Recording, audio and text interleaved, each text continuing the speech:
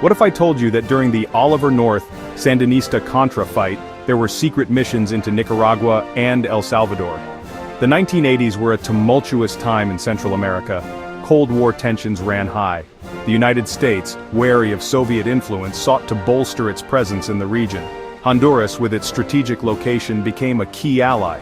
In this climate, Palmerola Air Base, later renamed Soto Cano, emerged as a symbol of U.S. military might. Established in 1981, Soto Cano was ideally situated. Nestled in the Comayagua Valley, it offered a central location for projecting U.S. power. The base quickly became a hub for U.S. military operations. It housed thousands of personnel, along with a fleet of helicopters, transport planes, and fighter jets. Its importance extended beyond Honduras, serving as a linchpin for U.S. involvement throughout Central America. The base's construction was a testament to the growing U.S. commitment to containing communism in the region. It represented a significant investment of resources and manpower. Soto Cano was not merely an airfield, it was a forward operating base, equipped for a wide range of missions. Its presence underscored the U.S. determination to shape the political landscape of Central America.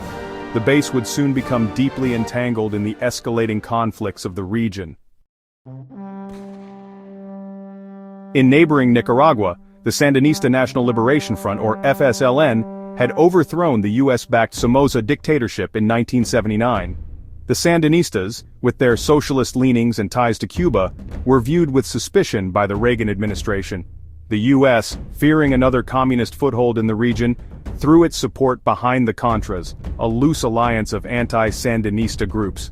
The Contras, operating primarily from bases in Honduras, were engaged in a bitter guerrilla war against the Nicaraguan government. The conflict was brutal and protracted, marked by human rights abuses on both sides. The U.S., through the CIA, provided the Contras with funding, weapons, and training. Soto Cano Air Base became a crucial logistical hub for this support. From Soto Cano, U.S. aircraft ferried supplies and ammunition to clandestine airstrips inside Nicaragua. The base also served as a training ground for Contra pilots and ground crew.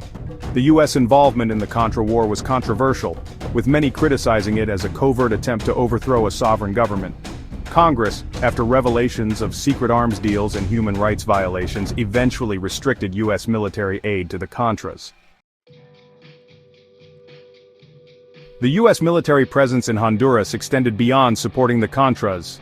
Soto Cano became a launching pad for operations throughout Central America. U.S. forces conducted training exercises with regional militaries. They flew reconnaissance missions over El Salvador during its civil war. The base's location was ideal for monitoring regional instability. It served as a deterrent and staging ground for interventions. Soto Cano also provided humanitarian aid, like after Hurricane Mitch. Critics argued these efforts were overshadowed by military objectives. The U.S. presence had a profound impact on Honduras.